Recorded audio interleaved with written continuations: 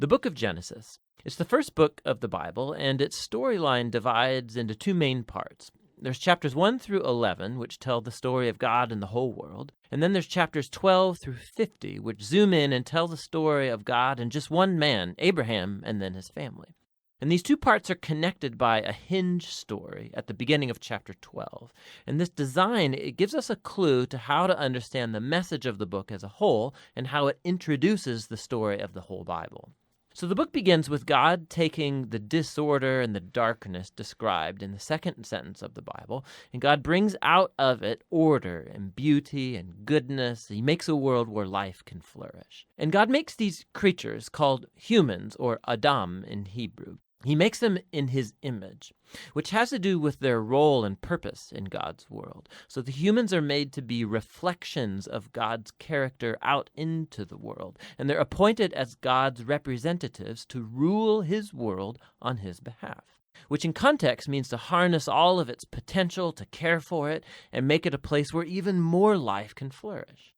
God blesses the humans. It's a key word in this book. And he gives them a garden. It's like a place from which they begin starting to build this new world.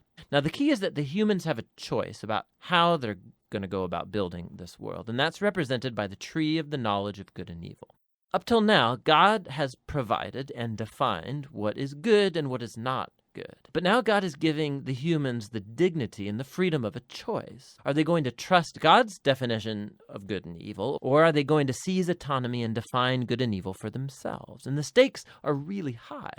To rebel against God is to embrace death, because you're turning away from the giver of life himself. This is represented by the tree of life. And so in chapter 3, a mysterious figure, a snake, enters into the story. The snake's given no introduction other than it's a creature that God made. And it becomes clear that it's a creature in rebellion against God, and it wants to lead the humans into rebellion and their death. The snake tells a different story about the tree and the choice. It says that seizing the knowledge of good and evil are not going to bring death, that it's actually the way to life and becoming like God themselves. Now, the irony of this is tragic because we know the humans, they're already like God. They were made to reflect God's image. But instead of trusting God, the humans seize autonomy. They take the knowledge of good and evil for themselves, and in an instant, the whole story spirals out of control. The first casualty is human relationships. The man and the woman, they suddenly realize how vulnerable they are. Now, they can't even trust each other. And so they make clothes and they hide their bodies from one another. The second casualty is that intimacy between God and the humans is lost. So they go and run and hide from God, and then when God finds them, they start this game of blame shifting about who rebelled first. Now, right here, the story stops, and there's a series of short poems where God declares to the snake and then to the humans the tragic consequences of their actions. God first tells the snake that despite its apparent victory, it is destined for defeat, to eat dust. God promises that one day a seed or a descendant will come from the woman who's going to deliver a lethal strike to the snake's head, which sounds like great news, but this victory is going to come with a cost because the snake too will deliver a lethal strike to the descendant's heel as it's being crushed. It's a very mysterious promise of this wounded victor. But in the flow of the story so far, you see this is an act of God's grace. The humans, they've just rebelled, and what does God do? He promises to rescue them. But this doesn't erase the consequences of the humans' decision. So God informs them that now every aspect of their life together, at home and out in the field, it's going to be fraught with grief and pain because of the rebellion, all leading to their death. From here, the story then spirals downward. Chapters 3 through 11, they trace the widening ripple effect of the rebellion and of human relationships fracturing at every level. So there's a story about two brothers, Cain and Abel. Cain's so jealous of his brother that he wants to murder him. And God warns him not to give in to the temptation, but he does anyway. He murders him in the field. So Cain then goes on to build a city where violence and oppression reign. And this is all epitomized in the story of Lamech. He's the first man in the Bible to have more than one wife. He's accumulating them like property. And then he goes on to sing a short song about how he's more violent and vengeful than Cain ever was.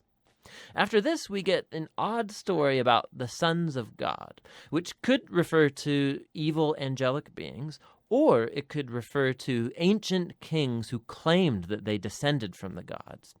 And like Lamech, they acquire as many wives as they wanted, and they produce the Nephilim, these great warriors of old. Whichever view is right, the point is that humans are building kingdoms that fill God's world with violence and even more corruption. In response, we're told that God is broken with grief. Humanity is ruining his good world, and they're ruining each other. And so out of a passion to protect the goodness of his world, he washes it clean of humanity's evil with a great flood. But he protects one blameless human, Noah, and his family, and he commissions him as a new Adam. He repeats the divine blessing and commissions him to go out into the world. And so our hopes are really high, but then Noah fails too, and also in a garden.